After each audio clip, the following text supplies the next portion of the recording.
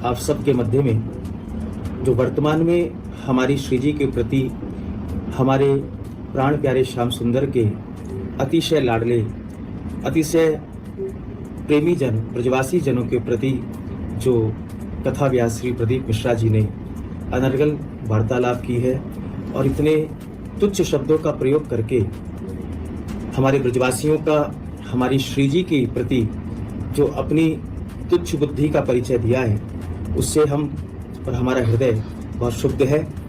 और हम यह कहना चाहते हैं आदरणीय श्री प्रदीप मिश्रा जी से कि आप शिव कथा करते हैं, शिव महापुराण कथा करते हैं। सबसे पहली बात तो यह है कि शिव भक्ति का फल ही भगवान श्री कृष्ण के प्रति प्रेम है। श्री कृष्ण की प्राप्ति शिव भक्ति का फल है और आप उन्हीं श्री कृष्ण की परम आराध्या, जिनको सतत श्याम सुंदर नित्य भजते हैं, जो श्री जी, श्री लाडली जी महाराज हमारी श्याम सुंदर की आह्लादनी शक्ति हैं, उनके प्रति आप कहां से ये सब विषय निकाल करके लाए, यह शोभनीय नहीं है। श्री जी के विषय में इतने हल्के शब्दों का प्रयोग करना ये एक वैष्णव को शोभा नहीं देता है।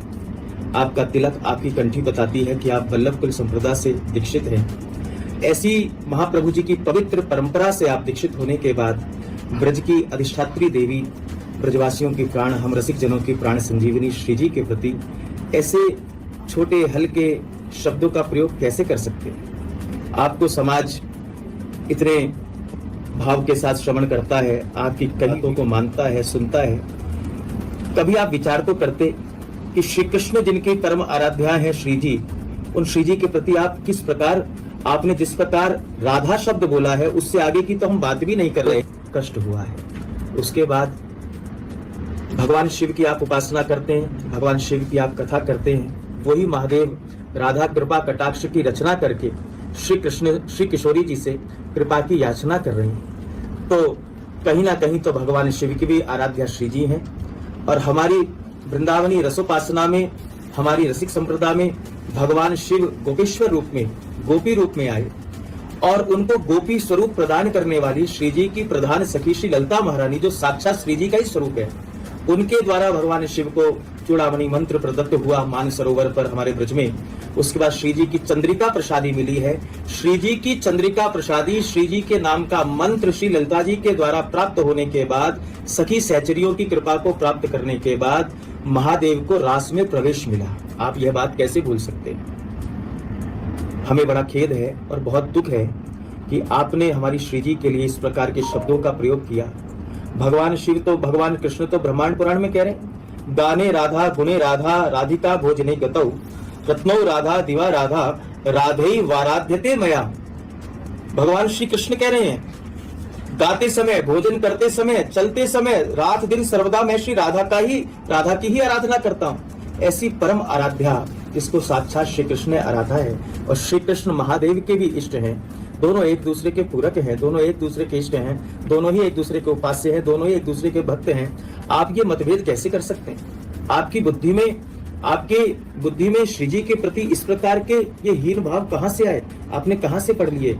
हम प्रार्थना करते हैं श्री प्रदीप मिश्रा जी से, आप हमारे ब्रज में पधारें, थोड़ा रसिक संतों का भी संग करें, थोड़ा इन ब्रजवासी जनों का भी संग करें।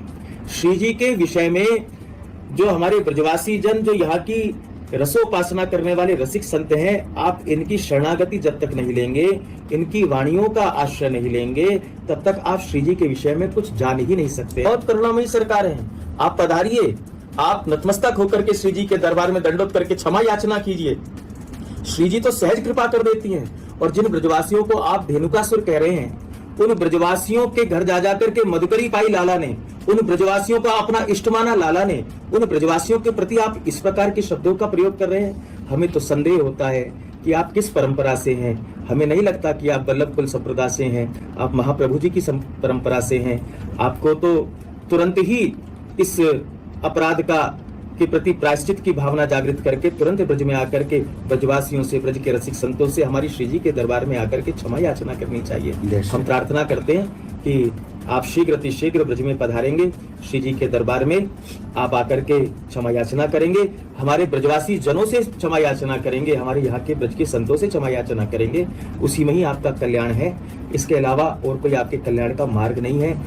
आजकल मीडिया पे राधा रानी के बारे में कई प्रकार की बातें चल रही हैं, तो मैं कहना चाहूंगा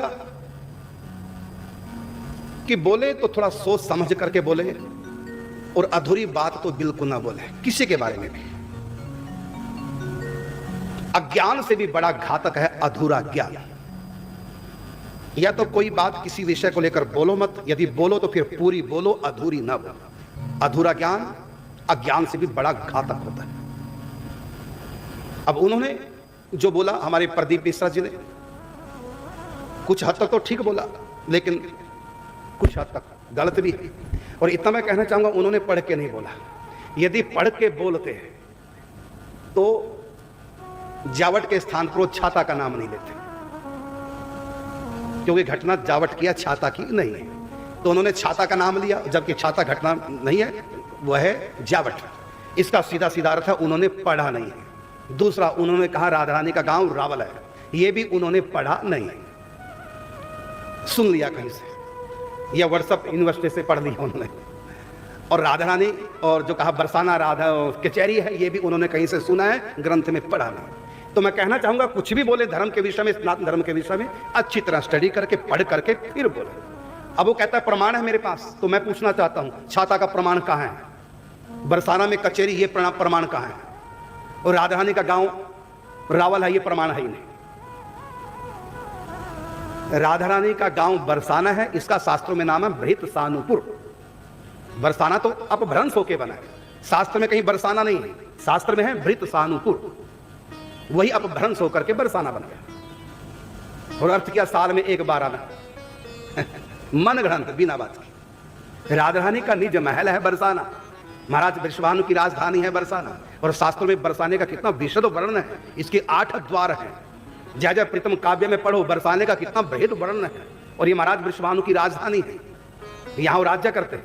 रही बात जन्म की, राधा रानी का जन्म ननिहाल में हुआ है। राधा रानी का नानी का नाम मुखरा देवी, राधा रानी की माता कीर्तिदा रानी का ये मायका है। तो राधा रानी का जन्म अपने ननिहाल में हुआ है। और श्री कृष्ण 3.25 वर्ष तक गोकुल रहे, फिर नंदगांव आके बसाया। तो राधा रानी का ननिहाल है, न कि राधा रानी का अपना गांव। राधा रानी का निज धाम श्री धाम बरसाना है, कचहरी नहीं है, बरसाना धाम है। तो पढ़ो शास्त्र में। तो मैं कहना चाहूंगा कि कहीं भी व्हाट्सएप यूट्यूब पर देख करके बोल दिया, तो व्हाट्सएप और यूट्यूब पर जो भी मैसेज आते हैं, ये जरूरी नहीं कि वो ठीक हो, ग्रंथों में पढ़िए।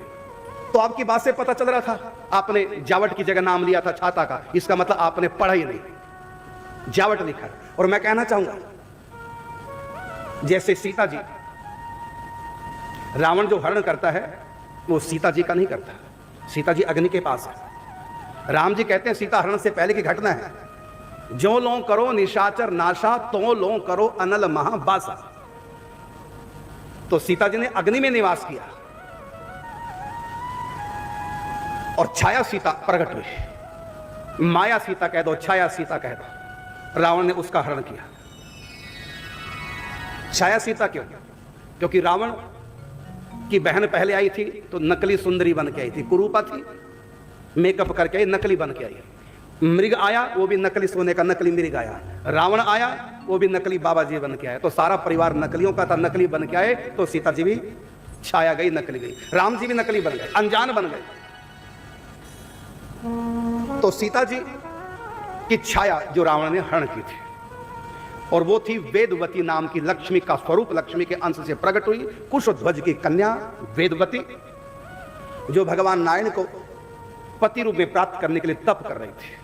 पहले पुष्कर राज्य में तप किया, उसके बाद उन्होंने विंध्याचल पर्वत पे जाके तप किया। जब विंध्याचल पर्वत पर लक्ष्मी के अंश से उत्पन्न कुशध्वज की कन्या वेदवती जब तपस्या कर रही थी, तो उनकी सुंदरता को देख करके रावण का मन मोहित हो जाता है। रावण उनकी बाजू पकड़ के उठाता है और उनसे याचना करने लगा कि तुम मेरी पत्नी बनना स्वीकार कर। वेदवती ने कहा कि मैं भगवान नारायण के लिए तप कर रही थी, तुमने मेरा स्पर्श कर लिया काम भाव से, इसलिए ये शरीर अब प्रभु नारायण के लिए लायक नहीं रहा। लेकिन मैं आपको श्राप देती हूँ, मैं प्रभु को, भगवान नारायण को पति रूप में बाद में प्राप्त करूंगी, पहले तुम्हारा सर्वनाश करूंगी।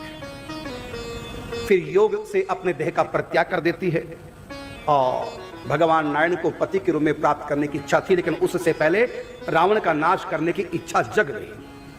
तो जब भगवान राम ने सीता से कहा कि तुम अग्नि में निवास करो, तो उस समय भगवान ने क्या लीला की है, उसी वेदवती को बुला लिया।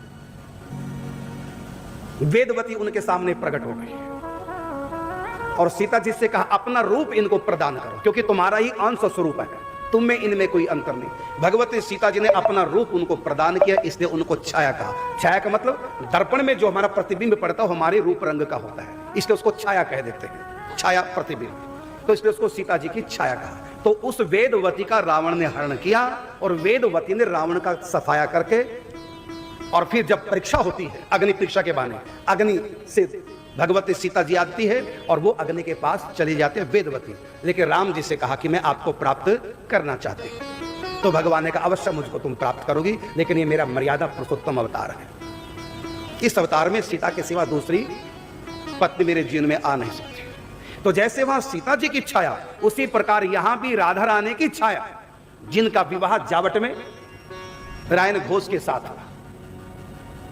तो सीता और राधा रानी हमारे ब्रज में तीन हैं, मतलब है तो एक ही, लेकिन उनकी तीन प्रकार की लीला है। ऐसे श्री कृष्ण भी तीन है, राधा रानी भी तीन है, और कहा गया है वाणी ग्रंथों में, एक राधा ब्रज में बसे, दूजी रास विलास, तीजी कुंजन में बसे और दुलरावे हरिदास। एक राधा ब्रज में बसे और दूजी रास विलास, तीजी कुंजन में बसे दुलरावे हरिदास।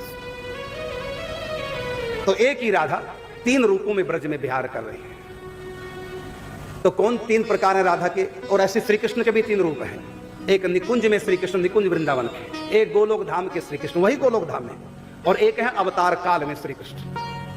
तीन श्री कृष्ण है, तीन राधा रानी। एक ही राधा रानी तीन रूपों में लीलायमान है, एक ही श्री कृष्ण तीन रूपों में लीलायमान है। तत्वता कोई भेद नहीं, केवल लीला अधिकार भेद है। अनेक ऋषि मुनि जो श्री कृष्ण को पति के रूप में प्राप्त करना चाहते हैं, प्रीतम के रूप में प्राप्त करना चाहते हैं, वो सब वरदान प्राप्त करके ब्रज में गोपियां बनते हैं। तो ब्रज में तीन प्रकार की उपासना श्री कृष्ण की जाती है, स्वकीया, परकीया और दोनों से अतीत। और तीनों का आधार राधा रानी है, क्योंकि राधा रानी प्रेम की देवी है, इनके बिना कोई प्रेम कर नहीं सकता। जैसे सूर्य की धूप की सत्ता इस दुनिया में कहीं भी है तो सूर्य से है, सूर्य है तो धूप है, सूर्य नहीं तो धूप नहीं। इसी प्रकार राधा है तो कृष्ण प्रेम है, राधा नहीं तो कृष्ण प्रेम नहीं। तो जिन्होंने भी श्री कृष्ण से प्रेम किया, उन सब के प्रेम का आधार भगवती राधा रानी है। तो तीन प्रकार से श्री कृष्ण से प्रेम करते हैं, स्वकीय भाव से, परकीय भाव से और दोनों से अतीत। निकुंज की उपासना जो है, नित्य रास की उपासना, वो निकुंज की, वृंदावन की उपासना है, ये दोनों से अतीत है। श्री कृष्ण को अपना पति मान करके जो प्रेम करती हैं गोपियां, उसको कहेंगे स्वकीय भाव। और एक जिनका विवाह हो चुका है गोपों के